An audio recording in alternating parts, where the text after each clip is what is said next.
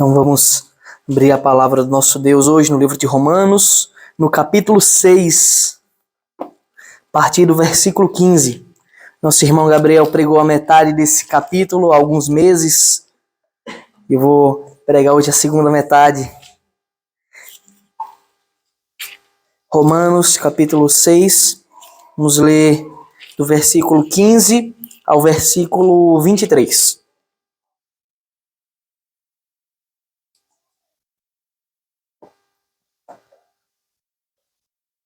Se o Senhor permitir, na próxima semana a gente dá sequência à exposição de João, no capítulo 12. Romanos, capítulo 6, a partir do versículo 15, diz assim a palavra do nosso Deus. E então, havemos de pecar porque não estamos debaixo da lei e sim da graça? De modo nenhum. Será que vocês não sabem que, ao se oferecerem como servos para a obediência, vocês são servos daquele a quem obedecem? Seja do pecado, que leva à morte, ou da obediência, que conduz à justiça? Mas graças a Deus que vocês, tendo sido escravos do pecado, vocês vieram a obedecer de coração a forma de doutrina a que foram entregues. E uma vez libertados do pecado, foram feitos servos da justiça. Falo em termos humanos, por causa das limitações de vocês. Assim como ofereceram seus membros para que fossem escravos da impureza e da maldade que leva à maldade, assim ofereçam agora os seus membros para que sejam servos da justiça para a santificação. Porque quando vocês eram escravos do pecado, estavam livres em relação à justiça. Naquele tempo, que frutos vocês colheram? Somente as coisas de que agora vocês se envergonham, porque o fim delas é morte. Agora, porém, libertados do pecado, transformados em servos de Deus, o fruto que vocês colhem é para a santificação. E o fim, nesse caso, é a vida eterna, porque o salário do pecado é a morte, mas o dom gratuito de Deus é a vida eterna em Cristo Jesus, nosso Senhor. Amém. Vamos orar ao nosso Deus. Santo Deus, nós agora, Pai, nos chegamos a Ti pela ministração da Tua palavra. Nós te pedimos que o Senhor ilumine as nossas mentes, ilumine os nossos corações, com o Teu Santo Espírito, faça com que quaisquer escamas caiam para que possamos contemplar a grandiosidade, a perfeição da Tua palavra, para que possamos contemplar e obedecer e servir-te, Pai, mediante a revelação daquilo que o Senhor Jesus Cristo fez por nós, da tão grande salvação que nos foi dada. Nós te pedimos, Senhor, que com o Teu Santo Espírito o Senhor nos guie para o entendimento pleno da Tua palavra. Nós te pedimos, Senhor, que o Senhor use este humilde servo como um instrumento para proclamar as virtudes do Teu reino. Nós te pedimos, Senhor, que nenhuma palavra aqui proferida seja para a glória dos homens, mas que seja para a Tua glória. Em nome de Jesus, ajuda-nos. Amém. Meus queridos irmãos, no Brasil, no período imperial do Brasil, nós sabemos que existia escravidão. Sabemos que os homens eram comprados para servir aos seus senhores e eles tinham que servir, não tinham a opção de dizer não. Isso mostrava a coisa terrível que é a escravidão. E se eles dissessem não, eram açoitados. E eles viviam nessa vida e caminhavam até a morte. Até que em 1888 aconteceu um grande marco na história do Brasil. Nós vimos que a Lei Áurea foi assinada. A Lei Áurea, ela libertava os escravos, agora proibia a escravidão no Brasil. Escravidão agora era para ser uma coisa do passado, exterminada. Agora aqueles homens que serviam seus senhores, que tinham sido comprados como objetos, como animais, eles agora estavam legalmente livres. Existia uma legalidade para a liberdade daqueles homens. Porém, ao contrário do que a gente pode pensar, que a partir daquele momento seria só vitória, só alegria, muitos daqueles homens continuaram no seu estado de escravidão. Legalmente eles já estavam libertos, porém muitos continuaram servindo aos seus antigos senhores. Eles continuaram obedecendo a ordem dos seus senhores, dos seus capitães. Eles continuaram debaixo do jugo da escravidão. Infelizmente, meus irmãos, essa situação terrível que ocorreu no Brasil, que ocorreu em tantas nações do mundo, ela acontece dentro da igreja. Existe um processo extremamente semelhante dentro da igreja. Muitos crentes, mesmo tendo sido libertos da escravidão do pecado, pelo ato do nosso Senhor Jesus Cristo, e nós já tivemos a oportunidade de muitas vezes pregar aqui sobre a justificação, sobre o ato legal de Cristo, muitos continuam vivendo debaixo do jugo dos seus antigos senhores. Aqui nós devemos ter em mente que o apóstolo Paulo, ele está escrevendo essa carta para crentes, para as pessoas que haviam se convertido, para os membros, o corpo da igreja que se encontrava em Roma. No capítulo 3 desse mesmo livro, dessa mesma carta, o apóstolo fala da condição do homem. A condição em que toda a humanidade se encontra. E algumas palavras são muito duras que são escritas pelo apóstolo Paulo. Primeiro ele diz, olha, todos, absolutamente todos pecaram e carecem da glória de Deus. Essa é a situação de todo homem. Mas na frente ele diz, olha, não há justo, não há um sequer, não há quem entenda, não há quem busque a Deus. Todos se extraviaram, se perderam. Essa é a condição da humanidade. E mais, Paulo agora usa uma palavra muito mais dura. Ele diz, a uma, todos juntos, em comunhão, se fizeram inúteis. Inútil. Essa é a descrição que Paulo dá para a humanidade caída, para a humanidade morta em seus delitos e pecados, para a humanidade escrava do pecado. Essa foi a condição do homem. Por que o homem se tornou inútil? Porque o homem foi criado para um fim, que era glorificar a Deus, mas agora, com o pecado, ele se tornou incapaz de fazer isso.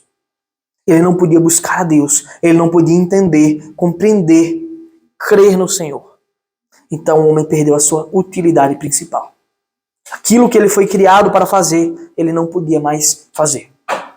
Quando nós compramos um objeto, e esse objeto nos serve, é muito bom, mas quando ele quebra, ele perde a sua utilidade, nós descartamos porque ele não tem servente algum. Essa era a condição do homem, descartável, inútil.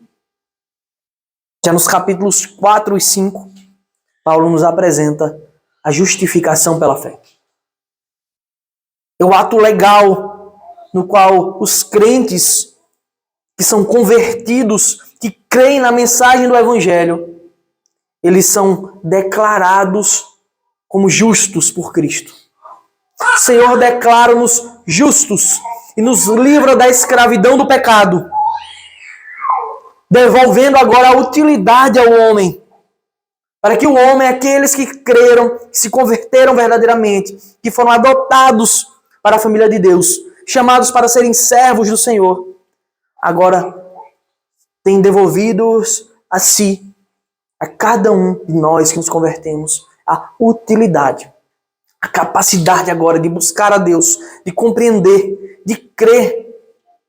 Isso por causa da atuação do seu Santo Espírito em nossos corações. Esse é o ato legal que o Senhor Jesus faz em nossas vidas. A justificação pela fé nos liberta da escravidão do pecado. E aqui temos alguns frutos da justificação. Nós temos paz com Deus, porque antes vivíamos em guerra, militando contra o Senhor, contra a sua vontade, fazíamos o oposto. Agora, com a justificação, nós temos paz com Deus. O Senhor nos devolve a comunhão com o Senhor. Nós somos libertos da condenação do pecado. Aquilo que nós fazíamos constantemente ia se somando na ira do Senhor contra nós. Mas o Senhor Jesus Cristo decidiu receber a pena em nosso lugar na cruz do Calvário, para que nós fôssemos libertos dessa condenação. Ele recebeu a pena no nosso lugar. E nós somos libertos da escravidão do pecado. Uma vez que o Senhor Jesus recebeu a pena, Ele quebrou o jugo do pecado, agora Ele nos dá liberdade. E agora sim nós compreendemos as palavras que não são políticas, mas salvíficas, que dizem: conhecereis a verdade e a verdade os libertará. Paulo passa a exortar a igreja de Roma. E essa mensagem de exortação que o apóstolo Paulo está falando aos romanos, ela continua tão viva hoje para a nossa igreja, para o povo da nossa era, quanto estava viva naquela época.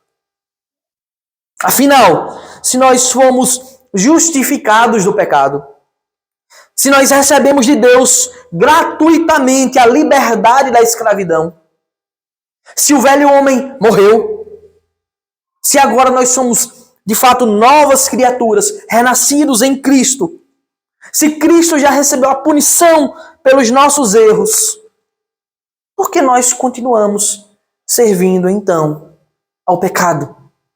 Por que nós continuamos servindo ao nosso antigo Senhor, como se Ele fosse atualmente o nosso Senhor? Se Cristo já nos livrou dessa escravidão, se Cristo já pagou o preço, se Ele já nos comprou, por que nós então continuamos servindo ao nosso Senhor? Veja como a igreja se assemelha a tantas questões que nós vemos, só que num nível muito mais profundo. Aqueles homens do passado continuaram servindo aos seus senhores, mesmo sendo legalmente livres da escravidão. Nós, infelizmente, muitas vezes continuamos servindo ao pecado, mesmo Cristo já tendo pago legalmente as nossas dívidas diante de Deus. É isso que motiva o apóstolo Paulo a fazer algumas perguntas, como ele faz agora no versículo 15. Acompanhe comigo na sua escritura, mantenha a palavra de Deus aberta.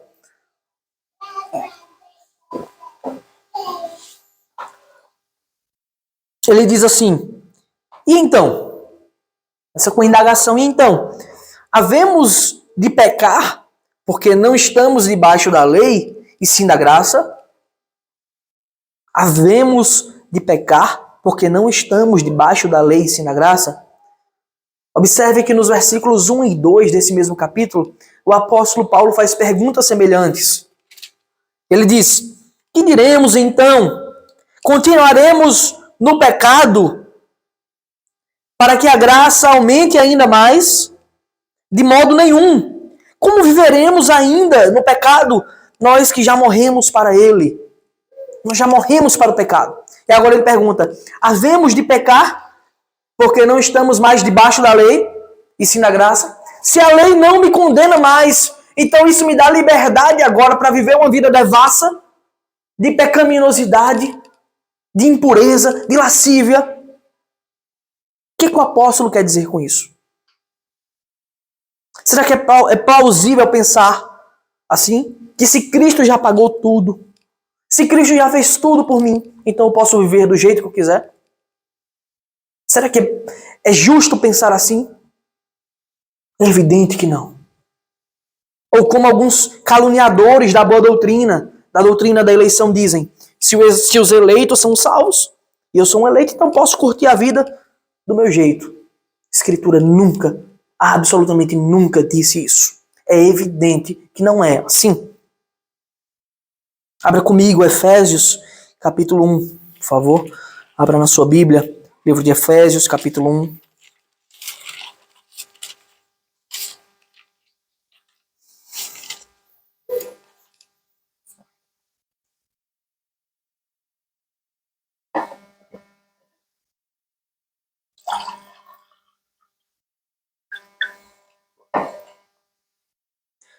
Os versículos 3 a 5 dizem: bendito seja o Deus e Pai de nosso Senhor Jesus Cristo, que nos abençoou com toda sorte de bênçãos espirituais nas regiões celestiais em Cristo, Antes da fundação do mundo, Deus nos escolheu nele com um propósito. Deus nos escolheu nele. O texto não para aí, mas continua. Para sermos santos e irrepreensíveis diante dele.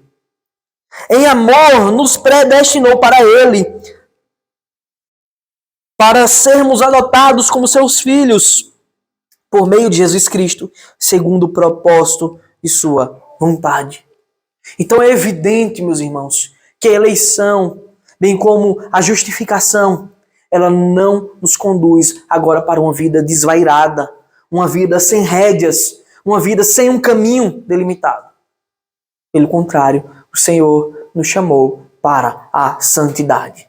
O Senhor nos chamou para desfrutar da sua justiça, para glorificá-lo por quem Ele é, vivendo aquilo que Ele determinou que nós vivêssemos. Então, nós havemos de pecar porque a lei não nos condena mais? A resposta do apóstolo Paulo é: de modo nenhum. Então, como interpretar o significado disso? Não estamos debaixo da lei. Afinal, nós vemos algumas seitas dizerem: a gente está debaixo da lei, a gente tem que seguir a lei para ser salvo. Outros dizem: não, a salvação é pela graça, que como nós cremos. Então, afinal, estamos ou não estamos debaixo da lei? A lei foi de toda abolida, exterminada. Calvino é assertivo em dizer: a única parte da lei que é removida é a maldição. A única parte da lei que foi removida da nossa existência é a maldição que ela continha. A maldição da condenação. E isso não mais recai sobre nós, os que fomos convertidos, nós que fomos salvos. Ou seja, a condenação daqueles que estão em Cristo não existe mais, pois Jesus recebeu a pena da lei em nosso lugar. Então, a grande dúvida que pode surgir é: qual o papel da lei? Qual o papel da lei para nós hoje? Qual o papel da lei para nós que já fomos salvos? Se a lei não nos condena mais. Agora eu convido você, meu irmão, a abrir o livro de Gálatas, no capítulo 3. A carta aos Gálatas, no capítulo 3. Vamos ler do versículo 23 até o versículo 29.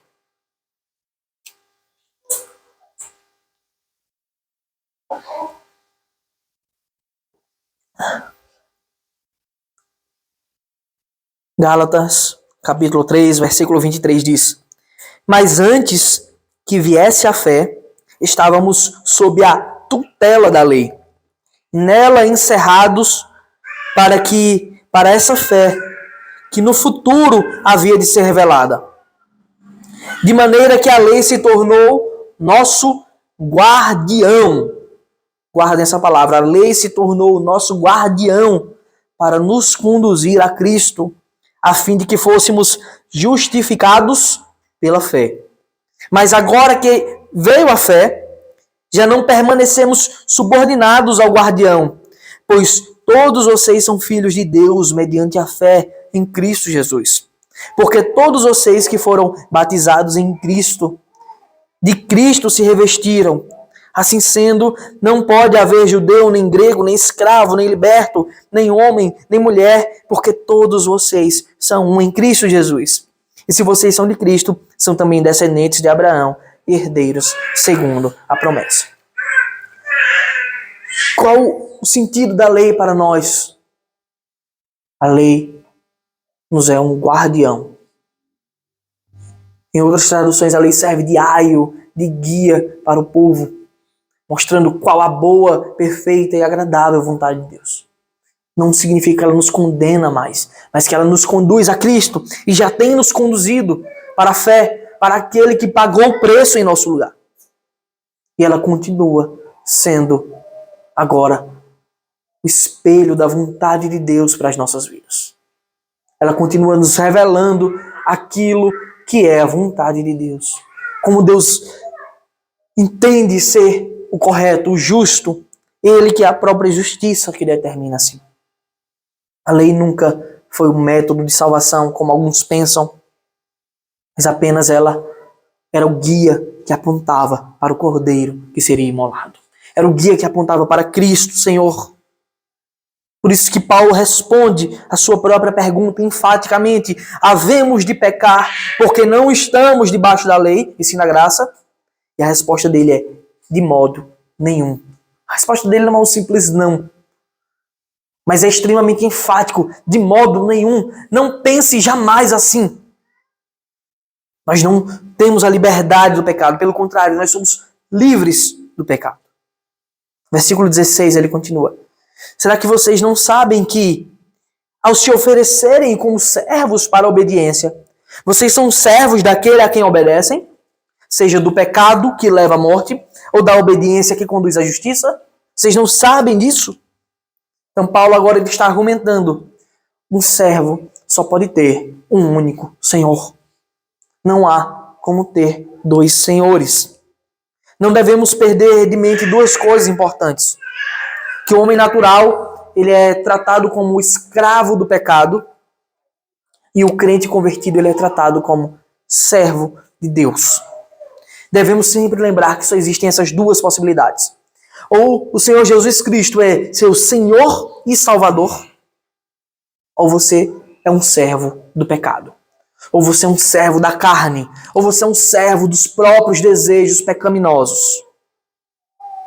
Para ser enfático, o apóstolo Paulo ele começa dizendo: será que vocês não sabem? Não sabem de quê, afinal? Vocês são servos daquele a quem obedecem. Será que vocês não sabem que vocês são servos daquele a quem obedecem? Então, se você obedece constantemente a uma fonte, significa que aquela fonte é o seu Senhor, pois você presta obediência a ela. Um servo obedece à ordem do seu Senhor. Um servo não tem a opção de dizer não ao seu Senhor. Essa é a condição de todos os homens, quer escravos do pecado, quer servos de Deus. Não temos a opção de dizer não ao nosso Senhor. No Evangelho de João vemos esse contraste de servidão. João 10, 26 e 27 diz: mas vocês não creem porque não são das minhas ovelhas. Cristo falando para os fariseus. Eles não eram incapazes, porque eles não eram das ovelhas, eles serviam ao pecado. Pelo contrário, o versículo 27 é dito: as minhas ovelhas ouvem a minha voz, eu as conheço e elas me seguem. Olha a característica das ovelhas do Senhor. São duas marcas, como o pastor Paulo Brasil afirma. Eles têm uma marca no ouvido e outra nos pés. Elas ouvem e seguem, ouvem e obedecem. É assim que um servo trata o seu Senhor. Ele ouve e obedece. Paulo continua: só há dois senhores. Será que vocês não sabem que, ao se oferecerem como servos para a obediência, vocês são servos daquele a quem obedecem? Seja do pecado que leva à morte, ou da obediência que conduz à justiça? Que está a grande verdade, meus irmãos. Se você serve ao pecado, logo você receberá a sua recompensa. E a recompensa é a morte, a condenação eterna. Porém, se você serve a obediência, ou seja, a Deus, a obediência às ordens do Senhor, você é conduzido para a justiça de Cristo. E nós veremos mais na frente quais são os frutos de servir a justiça. Versículo 17, Paulo continua: mas graças a Deus, olha, graças a Deus que, tendo sido escravos do pecado, vocês vieram a obedecer de coração a forma de doutrina a que foram entregues. Interessante, porque o apóstolo Paulo está se dirigindo a crentes, a cristãos convertidos, à igreja de Roma. Mas ele está relembrando aquele povo: olha, vocês têm um Senhor, como a gente está relembrando hoje, vocês têm um Senhor que é Cristo. Então vocês devem obedecer a esse Senhor, não ao antigo Senhor que nós tivemos um dia, não ao pecado que nós estávamos sujeitos, mas a Cristo.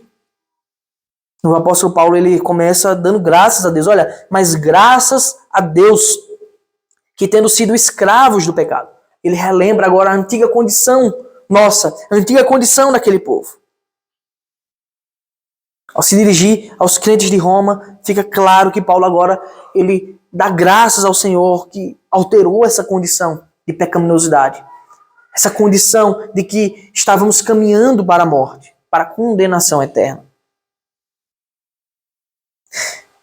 Que Deus seja louvado pela salvação que tem dado à sua igreja. E nós louvamos a Deus. E nós oramos, quando nos reunimos em oração, pedindo a Deus a conversão dos seus eleitos. Pedindo a Deus a conversão dos nossos familiares, dos nossos parentes, amigos.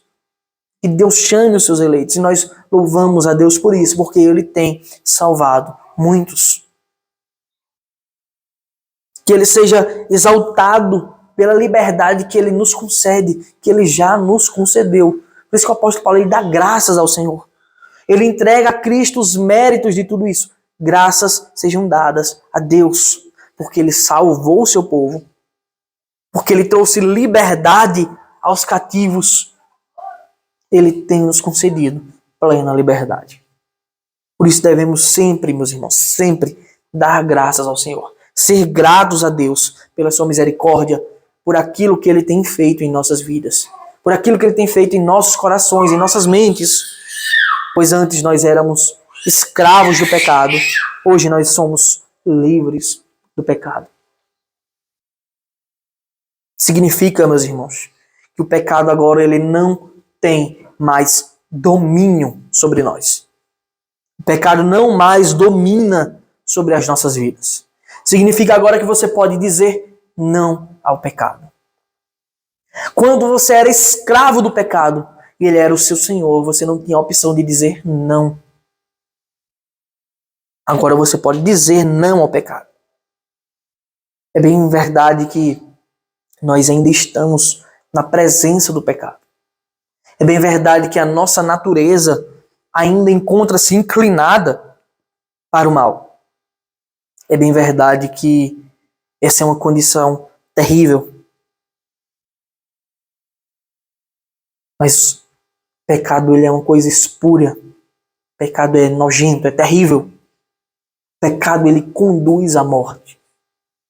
Já disse em outros momentos que nós, quando estamos em algum velório, ou algum momento triste de enterro, quando um ente querido morre, nós vemos as pessoas rodeando, velando aquele corpo, chorando, derramando lágrimas, se entristecendo por aquela situação terrível. Aquela pessoa morreu. Naquele momento todo mundo está triste, alguns se desesperam, e se você pudesse perguntar o que você faria para trazer essa pessoa, ela faria loucuras. E a gente exorta, olha, isso é fruto do pecado. O pecado conduz à morte. Naquele momento que estava todo mundo triste, quando saem, voltam a se deleitar nos pecados, nas ofensas, nas misérias, nas coisas terríveis que o pecado oferece. E o homem se deleita. E continuam sendo conduzidos um a um para a morte. Pecado, ele é nojento. Pecado é mau, é terrível. O apóstolo continua. Graças a Deus que vocês vieram a obedecer de coração a forma de doutrina a que foram entregues.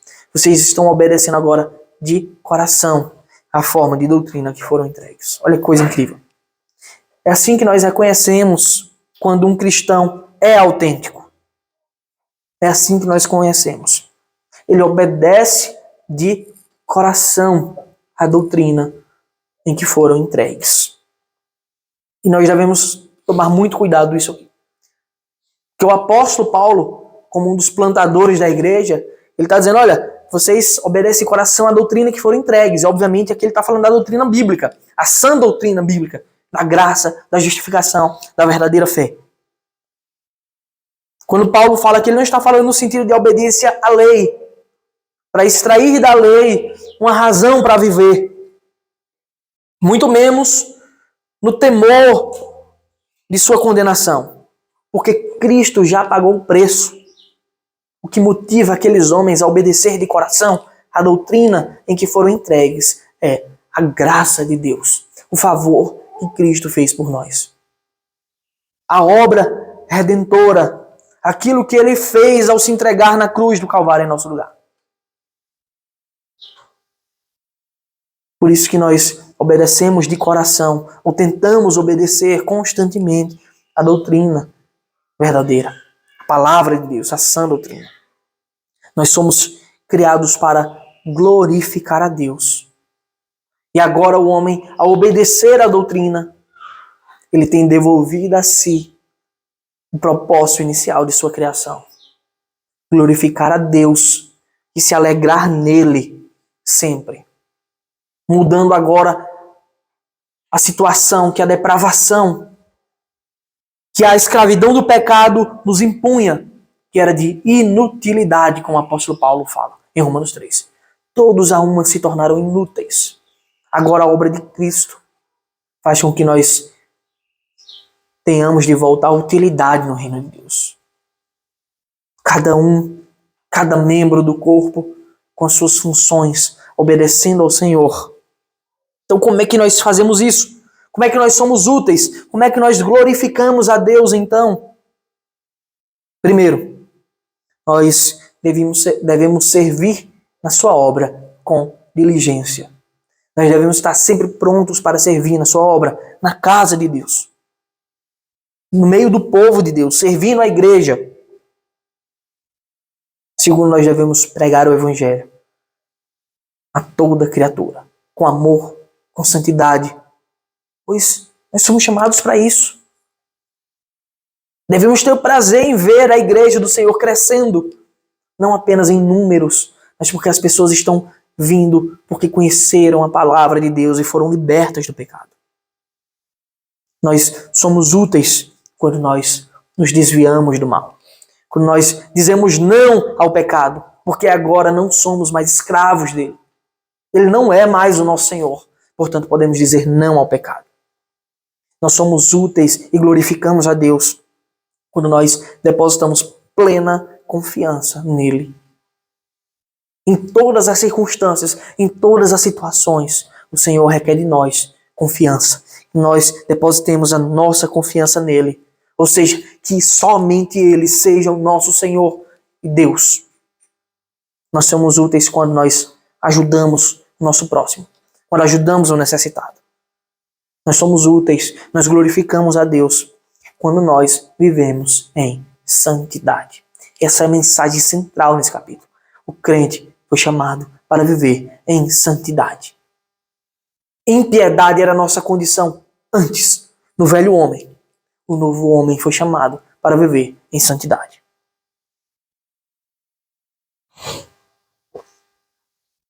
E ele continua no versículo 18. E uma vez libertados do pecado, foram feitos servos da justiça.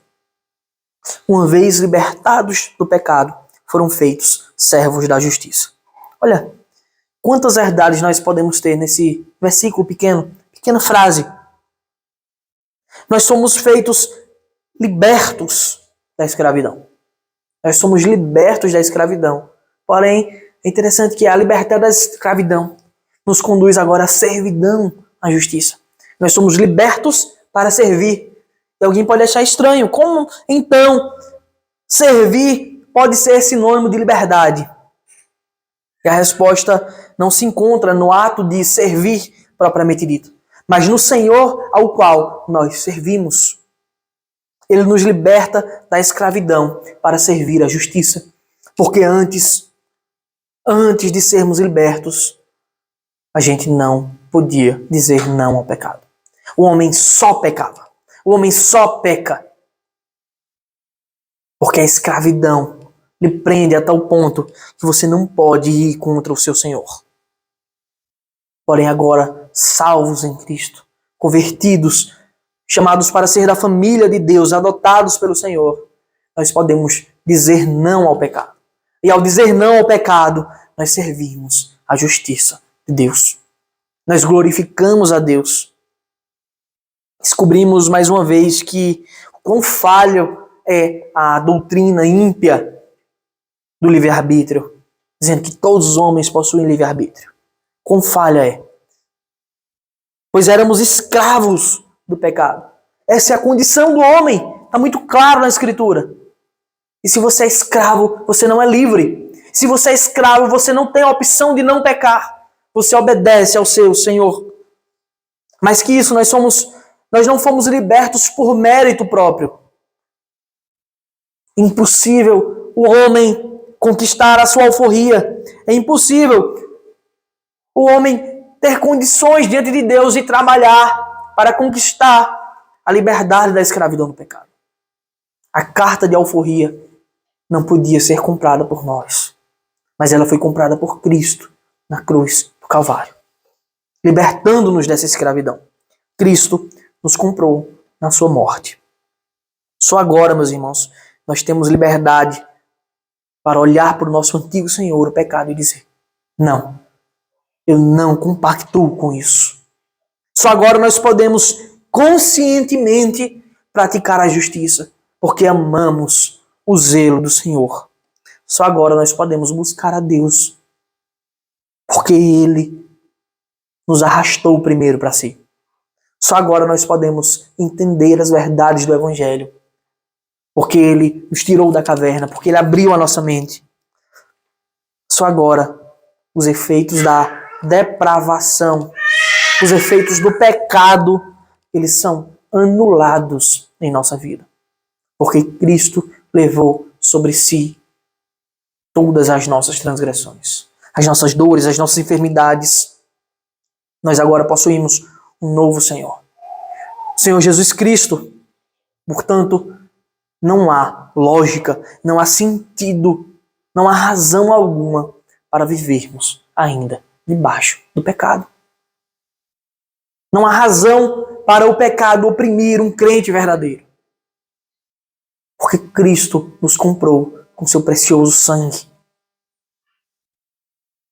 Nós observamos também que há uma ordem clara nesse versículo.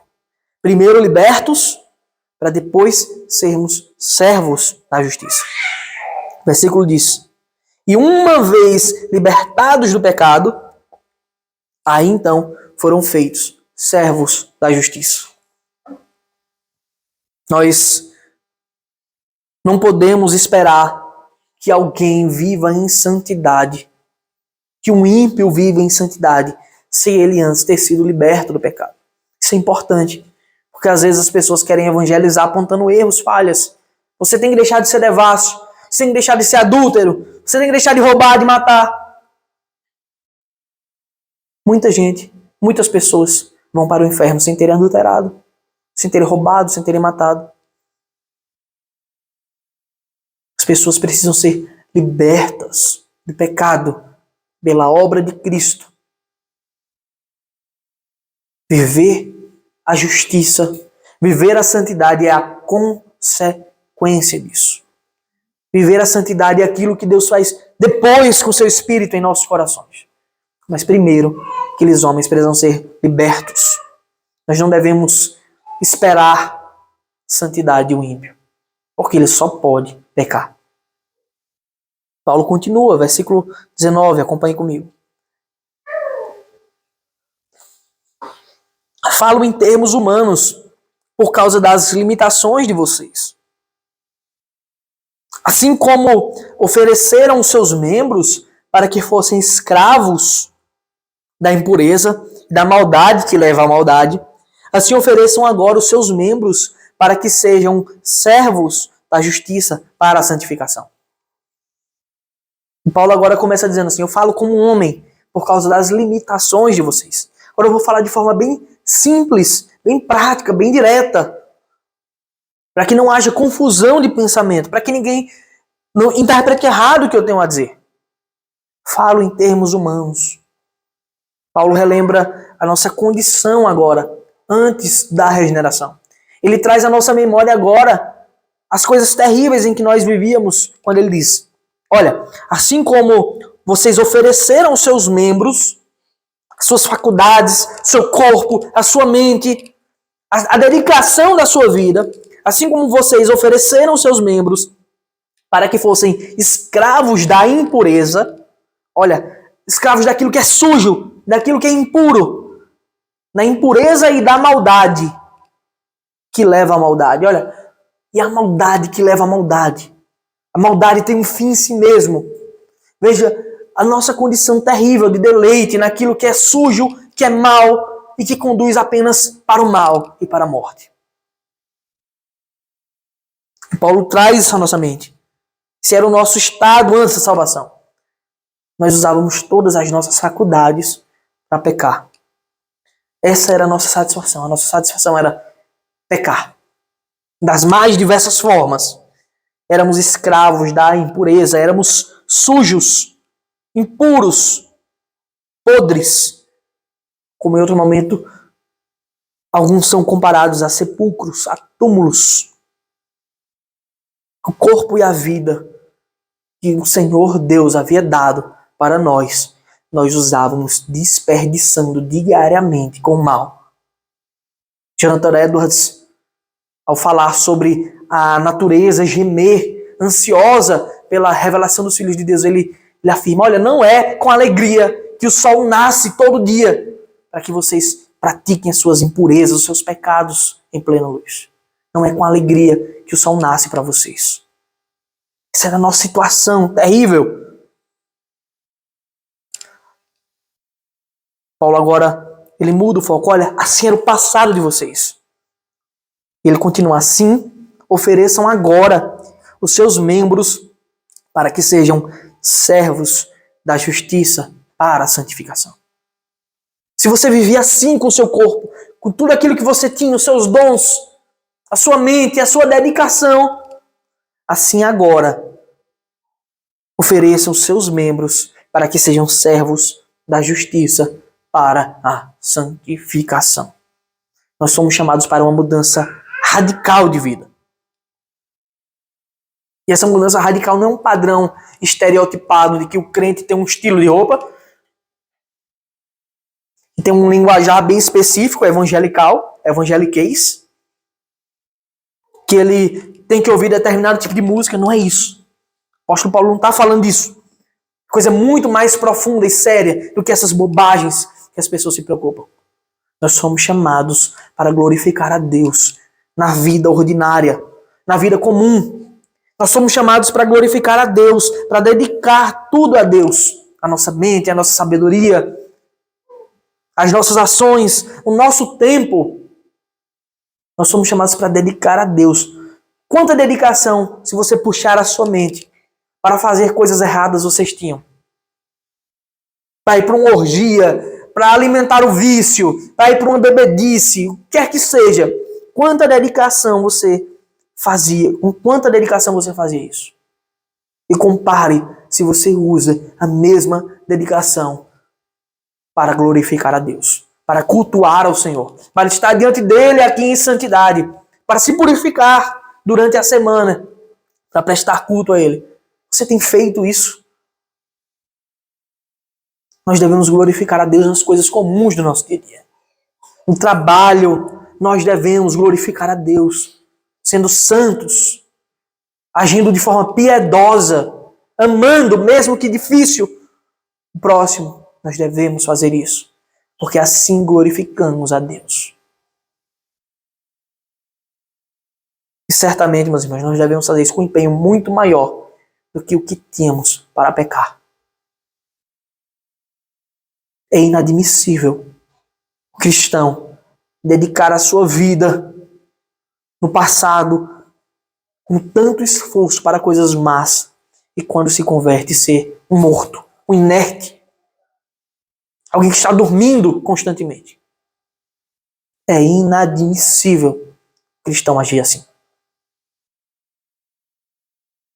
Ele continua, versículo 20. Porque quando vocês eram escravos do pecado, estavam livres em relação à justiça. Talvez esse seja o versículo mais difícil de explicar, mas não é tanto.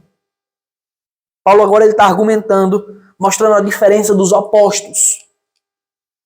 Na nossa situação no passado e hoje. Olha, antes vocês eram escravos do pecado, agora vocês são livres. A nossa situação atual é sempre melhor. Antes vocês eram maus, Agora vocês são declarados justos pela obra de Cristo. A justificação pela fé. Antes vocês eram ímpios, agora Deus os fez santos, separados para Ele. Antes vocês estavam mortos espiritualmente e estavam caminhando para a morte eterna. Agora vocês estão vivendo em abundância. Vocês tiveram o espírito ressuscitado, vivendo plenamente. Vocês agora caminham para a vida eterna de glória com Deus. Os opostos. E é evidente que o nosso segundo estado, nosso estado com Cristo, é muito superior, é muito melhor do que o primeiro. Porque quando vocês eram escravos do pecado, estavam livres em relação à justiça. Fica claro que a mistura de serventia das práticas é totalmente inconsistente. Você não pode servir a dois senhores. Não dá para ser santo e viver pecando. Não dá para ser justo e se deleitar na impiedade, na maldade. Por isso ele afirma que antes nós estávamos livres com relação à justiça, quando éramos escravos. E o que é isso, livre em relação à justiça? É na ótica do homem. Como ele disse, olha, falo como homem, para que todo mundo entenda. É porque quando nós éramos escravos do pecado, nossa mente não havia obrigação alguma com a justiça. Quando nós éramos escravos do pecado, nós olhávamos para a justiça e para o evangelho e desdenhávamos disso. Achávamos que era bobagem. Nós não tínhamos obrigação alguma, tanto faz. O homem natural vive como se não houvesse um Deus justo, que julgará os ímpios, que julgará os impuros. E nós também vivíamos assim. Por isso nós devemos nos envergonhar dessa situação. Eles estavam muito distantes da justiça de Deus. Que nos leva a crer que nós devemos estar extremamente distantes do pecado. Enquanto pecador estávamos distantes da justiça, agora, como justos, declarados justos, devemos estar distantes do pecado. Pois agora nós somos livres do pecado. Somos nós que estamos livres dessa cadeia que nos cercava. E ele continua, naquele tempo, que fruto vocês escolheram? Naquele tempo do passado, do pecado, quais eram os frutos que vocês escolheram? Ele responde, somente as coisas de que agora vocês se envergonham, porque o fim delas é morte. Eu faço essa pergunta para vocês. E antes de conhecer a Cristo? E antes de ser chamado para o Evangelho? Quais foram os frutos que você escolheu? O que você tem que você se orgulha e diz, olha, eu me orgulho disso. Eu fazia assim.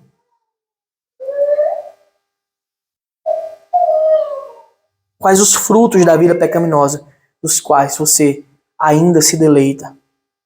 De quê? De ser um devasso? De ser uma pessoa entregue às paixões mundanas? De ser um viciado? Você se orgulha de ter sido um blasfemo? De falar contra o Senhor? Contra a santidade de Deus? Na verdade, como o apóstolo Paulo diz, todos esses frutos nos causam imensa vergonha. De forma que nós não temos nem a vontade de lembrar deles. Nós, em outro momento, achávamos isso a maior fonte de prazer. Aqui estava o meu prazer. Eu tinha prazer nisso. Achávamos que viver assim era o correto. Era assim que se vivia. Afinal, só se vive uma vez, né, como tantos dizem. E a verdade é que o fim delas é a morte, como está escrito. Esse é o fruto de uma vida sem Cristo.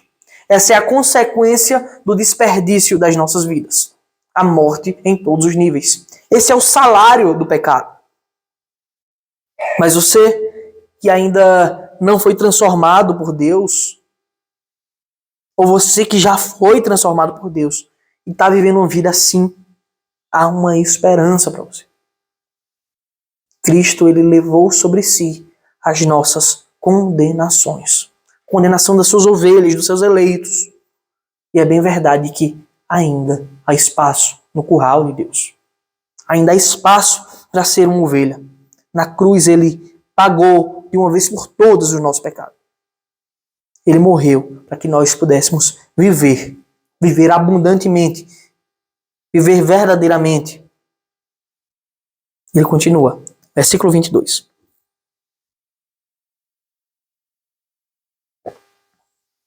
Agora, porém, libertados do pecado, transformados em servos de Deus, o fruto que vocês colhem é para a santificação. E o fim, neste caso, é a vida eterna. Olha agora a diferença. Olha agora a diferença de situação. Observamos antes o duplo fruto do pecado. O pecado ele nos causava vergonha. As coisas que você se envergonha agora. Porque nos levava à má consciência, ao peso da consciência, na mente, por aquilo que nós fazíamos. E por fim, o pecado levava à morte. Morte física, a morte espiritual, a morte eterna. Mas agora, livres dessa escravidão, nós também produzimos frutos, bons frutos.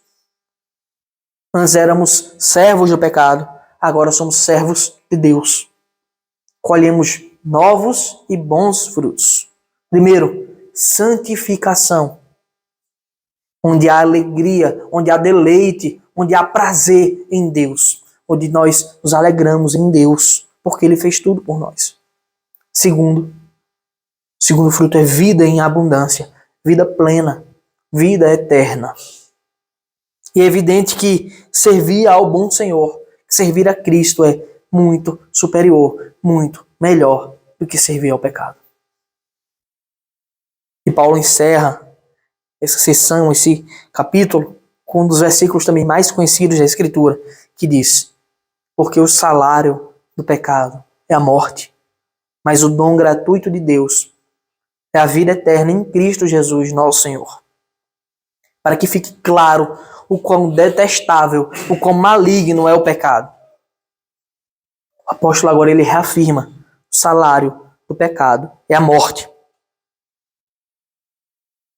Mas ainda, meus irmãos, essa é a colheita daquele que tem semeado constantemente o que é mal.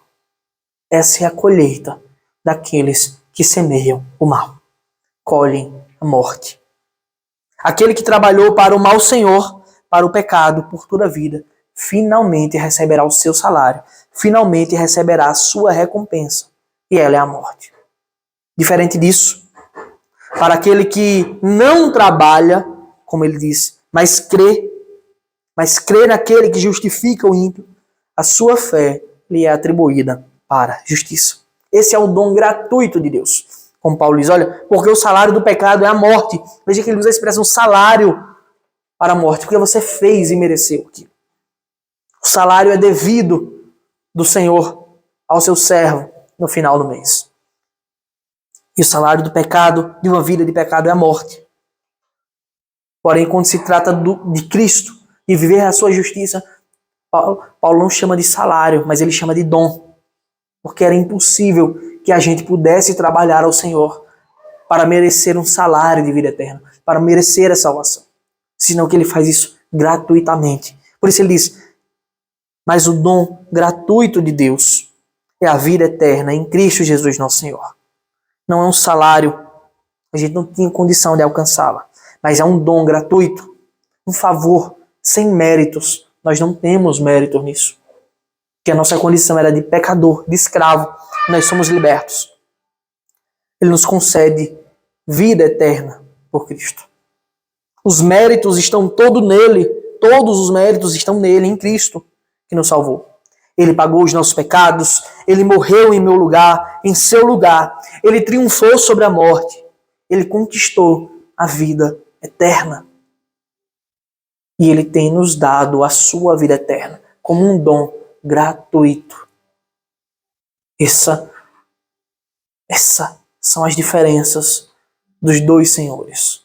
Um nos conduz à morte e nos escraviza. O outro nos liberta e nos dá vida. Portanto, se você foi transformado por Cristo, se você conheceu de fato esse Senhor, viva em santidade. Que essa mensagem seja de ânimo para que você diga não ao pecado, para que você busque a glória de Deus, para que você viva como um servo do Senhor e certamente você será recompensado, não pelos seus méritos, mas pelos de Cristo, porque Ele é bom, porque a sua misericórdia dura para sempre. Lembre, aquele em que nós obedecemos, aquele a que nós obedecemos, esse é o nosso Senhor. E que Ele seja o Senhor Jesus Cristo. Amém. Vamos orar. Senhor Deus Todo-Poderoso, nós te damos graças, Pai, pelo Teu amor, pela Tua misericórdia, porque o Senhor nos motiva a viver em santidade, porque o Senhor nos motiva a viver, Pai, buscando a Tua justiça, o Teu amor, o Teu reino, a Tua glória. Por isso nós te louvamos, Pai. Eu te peço que o Senhor aplique as Tuas palavras em nossos corações, para que nós vivamos para a Tua glória. Em nome de Jesus, Senhor, nós te oramos. Amém.